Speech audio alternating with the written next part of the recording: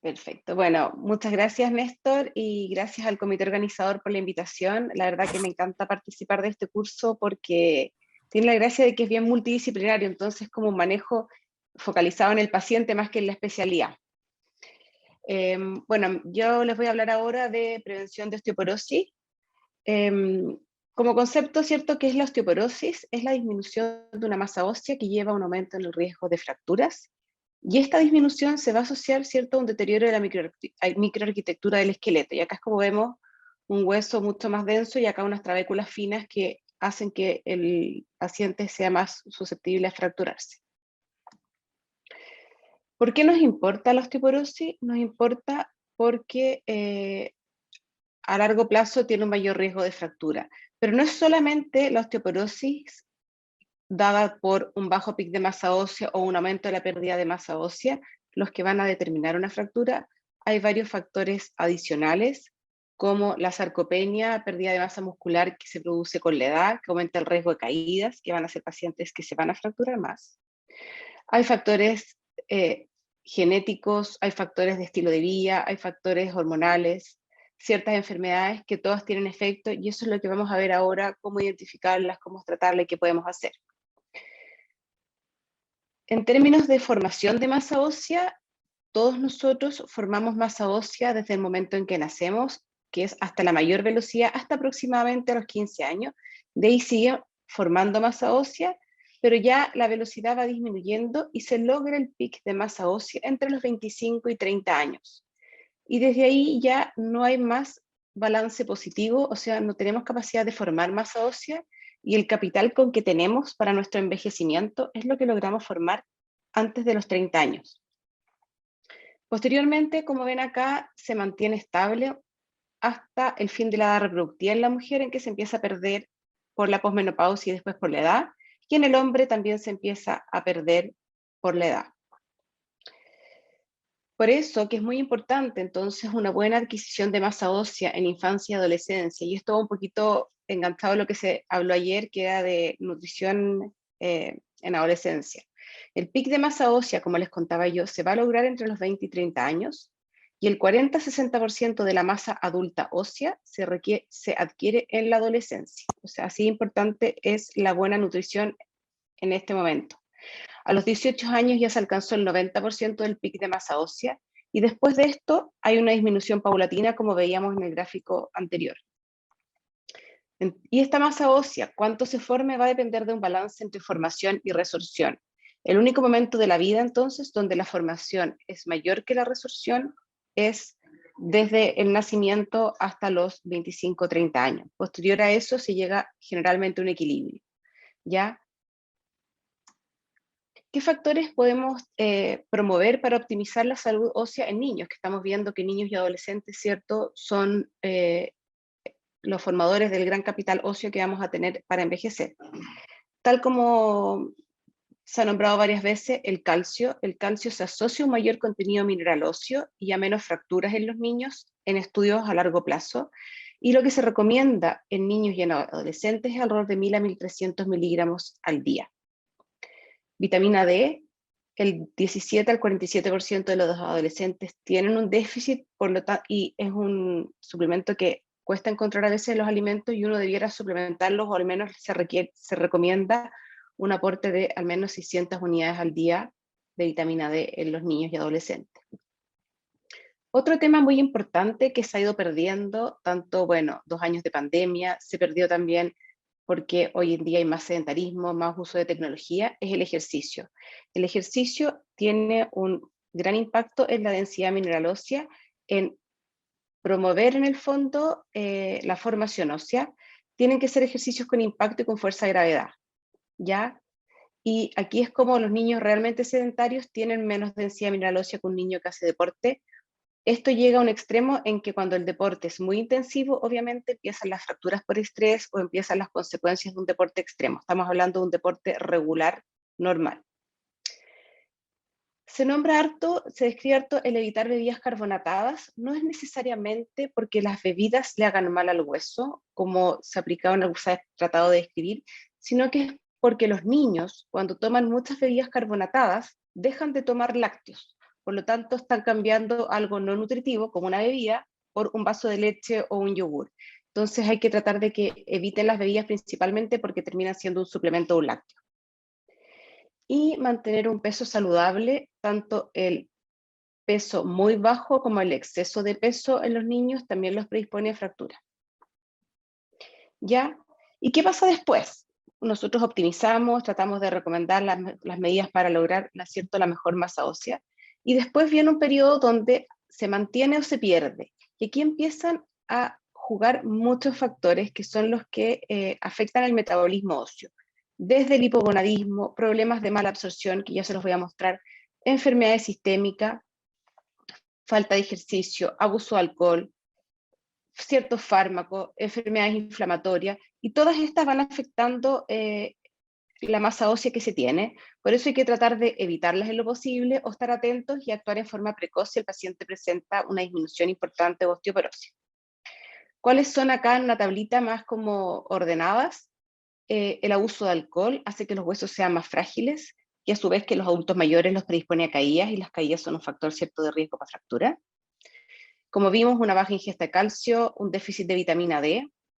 La inmovilización es un gran enemigo para los huesos porque hay una conexión muy importante que les voy a mostrar después entre ejercicio, masa muscular y hueso, ¿ya? El tabaquismo disminuye tanto la densidad como la calidad del hueso.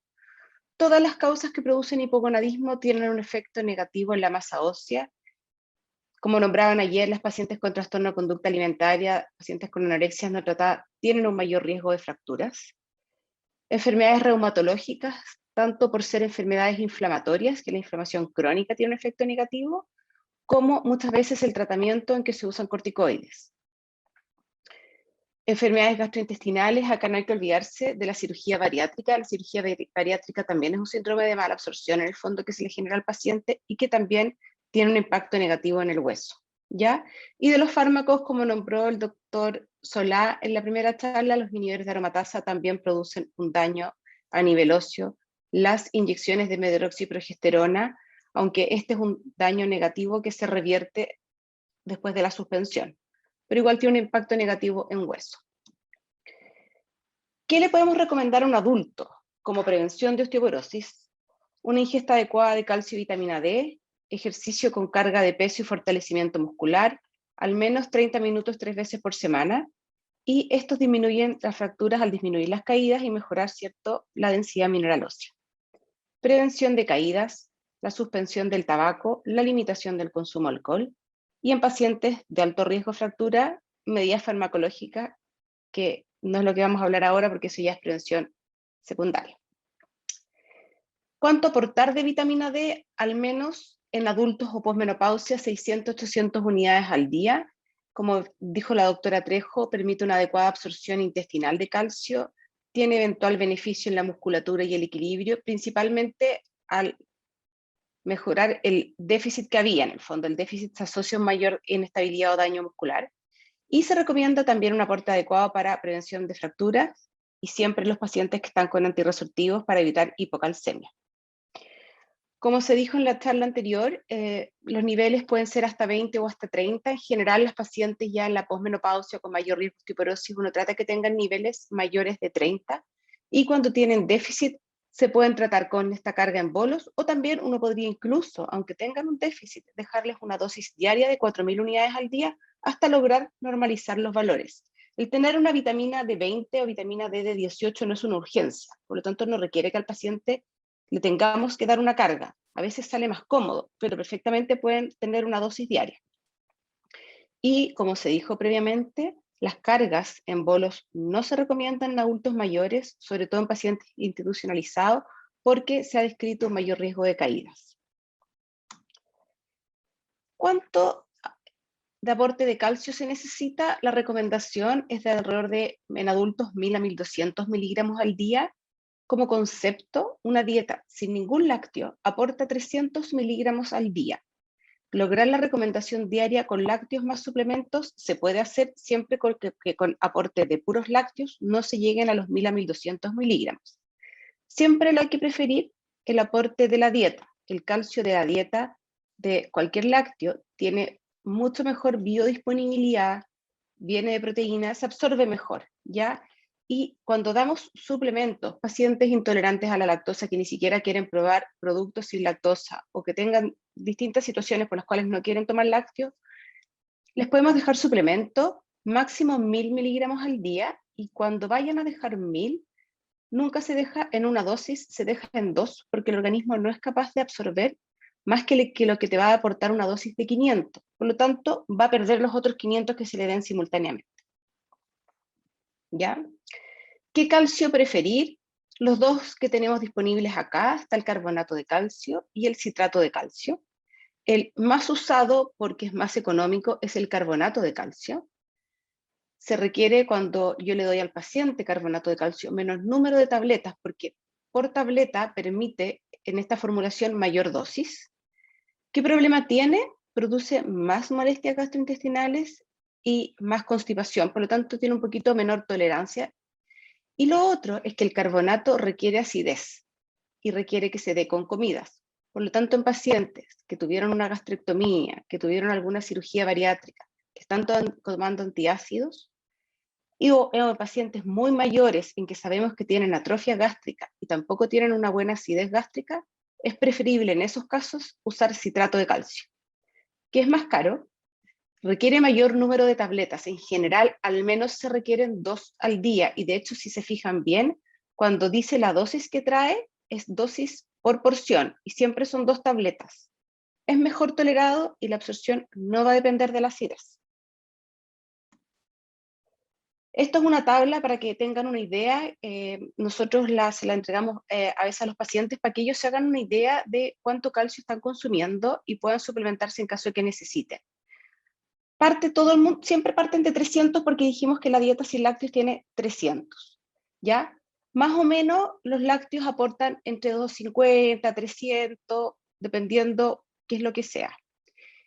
Y a lo que se encuentra uno muchas veces, efectivamente, hay una cultura un poco de no a los lácteos, que la leche de almendras o distintas otras bebidas. Las bebidas lácteas, como leche de almendras, leche de soya, si no están fortificadas, tienen mínimo calcio. Y las almendras, que se ponen siempre como ejemplo, que tienen harto calcio, sí lo tienen, pero 25 unidades, o sea, la típica bolsita de 30 gramos tiene 70, o sea, habría que comer más de 1 kilo de almendras para poder tener la dosis diaria de calcio. Entonces, al final, uno puede tratar de hacer una mezcla o tratar de buscar otros alimentos, pero si no se puede con los alimentos, hay que dar un suplemento. Ya en general, con los no lácteos es difícil lograr los requerimientos diarios. ¿Qué beneficios tiene una suplementación con calcio y vitamina D? Hay estudios para todo. Hay corrientes que dicen que no mejora las fracturas ni la densidad ósea, pero efectivamente hay metaanálisis que sí demuestran que mejora el riesgo de fractura total y disminuye el riesgo también de fractura de cadera. ¿Ya? ¿Por qué ha habido tanta diversidad de estudios y algunos que dicen que mejora y otros que dicen que no mejora? Porque lamentablemente las poblaciones son heterogéneas. Suplementar una población como la de Estados Unidos con calcio no va a tener mayor beneficio porque ellos ya consumen alrededor de 1000 miligramos al día. Por lo tanto, darles calcio a ellos no les va a disminuir el riesgo versus si no lo tomaran.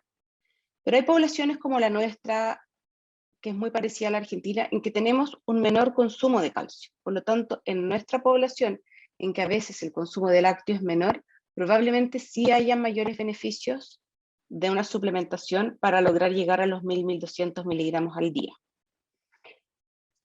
Yo les nombré el ejercicio. Este es, para mostrarles acá, las células mesenquimáticas son las células de la médula ósea, de donde derivan 2 tipos de células. Derivan los osteoblastos, que son las células que forman hueso, pero derivan también de ahí los adipocitos, ¿ya? Que van llenando la médula ósea. ¿Qué impacto tiene el ejercicio? El ejercicio tiene un efecto anabólico en el hueso porque mejora la masa muscular, que tiene un efecto trófico en el hueso, y tiene un efecto entonces de mejorar tanto la masa muscular y el hueso, regula la homeostasis del esqueleto y evita que estas células mesenquimáticas se diferencien hacia el tejido adiposo y favorece que se diferencien, por lo tanto, a osteoblastos. Por lo tanto, tengo un hueso con más células y menos tejido adiposo. Al revés, en el caso de no haber ejercicio, ya se produce catabolismo para el músculo y para el hueso, es más proadipogénico y va a promover obviamente una adiposidad periférica de la médula ósea. ¿Qué ejercicios le debemos recomendar a los pacientes? Ejercicios que produzcan un fortalecimiento muscular, que mejoren el equilibrio y que mejoren la postura. ¿Cuáles son los que mejoran el fortalecimiento muscular? Son los ejercicios con impacto. Acá es súper importante, o sea, no es súper importante, pero en el fondo lo importante es que haya, ya sea o caminata rápida o un salto o algún impacto con fuerza de gravedad, que es el que tiene beneficio. No así la natación o un edificio sin impacto. ¿Ya? ¿Cuánto es lo ideal? Ojalá 20 a 50 minutos diarios, por lo menos llegar a 150 minutos a la semana. Y este ejercicio con impacto, en que uno puede partir en pacientes con caminata rápida, después van escalando, saltar al cordel, sumarlo o acompañarlo de ejercicios de resistencia para mejorar la masa muscular, para tener este efecto trófico positivo sobre el hueso. Y la pregunta que se discute harto es si podemos dejar terapia hormonal para prevención de osteoporosis. En un momento se planteó que sí, pero la verdad que después de todos los estudios y lo que recomiendan las guías, es que se puede dejar la terapia hormonal como tratamiento de osteoporosis en pacientes de menos de 60 años, que tengan menos de 10 años desde la menopausia, que no tengan ninguna contraindicación, que tengan síntomas vasomotores y en las cuales los otros tratamientos para la menopausia no se pueden indicar. Por lo tanto, no está indicada todavía como una primera línea. Pero igual hay estudios que demuestran que hay beneficios con la terapia estrogénica en cuanto a este metaanálisis, que está claramente influenciado principalmente por el WHI, en que el uso de terapia hormonal sí disminuye el riesgo de fractura, disminuye el riesgo de fractura de cadera, disminuye fracturas vertebrales, y en este estudio lo interesante es que era en población con bajo riesgo de fractura y población con alto riesgo de fractura. O sea, en todas las poblaciones disminuye el riesgo de fractura. ¿Ya? ¿Qué tipo de estrógenos son los beneficiosos para hueso? Los demostrados en términos de disminuir fracturas son orales, estrógeno conjugado equino o estradiol, como se ven en estos trabajos, en este metaanálisis. ¿Y qué pasa hoy en día con los estrógenos que estamos usando? Porque estamos usando a veces estrógenos más dosis más baja orales o estrógenos transdérmicos. En ellos no hay estudios todavía en disminución del riesgo de fractura. Claramente sabemos que son dosis mucho menores que con las cuales se demostró la disminución del riesgo de fractura, que fue el WHI, pero sí sabemos, al menos en términos de densitometría, que el uso de estradiol en dosis bajas oral o transdérmico produce una mejoría en la densitometría ósea. Ya, del outcome de fracturas todavía no sabemos. Por lo tanto, ¿qué podríamos decir de los estrógenos hoy en día como tratamiento para osteoporosis? Que la terapia hormonal disminuye fracturas osteoporóticas, incluidas de cadera y columna vertebral, incluso en mujeres sin osteoporosis ni riesgo elevado de fracturas. Se debe ofrecer a mujeres posmenopáusicas menores de 60 años, especialmente si tienen síntomas vasomotores, y lo más recomendado es si tienen síntomas vasomotores y como prevención primaria. Como tratamiento está en el límite, nosotros lo usamos, pero la verdad que todavía no está aprobado como tratamiento de primera línea para osteoporosis. ¿Ya? Las dosis ultra bajas o transdérmicas se pueden ofrecer como prevención primaria de osteoporosis, dado el beneficio en la densitometría ósea. ¿Y dónde incorporaríamos acá en las pacientes? Las pacientes que estamos, una paciente en la posmenopausia que tiene un riesgo bajo a moderado de fractura. Si tiene un riesgo bajo, no tiene indicación de tratarse. Si tiene un riesgo alto o muy alto, se va a tratar con antirresortivo. Pero en las pacientes que tienen un riesgo moderado, uno pudiese en este grupo, si es que tienen síntomas vasomotores, usar terapia estrogénica. Si es que vamos a usar terapia estrogénica en una paciente que tiene osteoporosis o que está en el límite y no tiene contraindicación, lo más recomendado para prevención ósea es una dosis oral más alta que la que estamos usando, que la dosis mínima estrogénica para controlar los síntomas. En resumen, la osteoporosis es una enfermedad prevenible, no es una consecuencia inevitable propia del envejecimiento.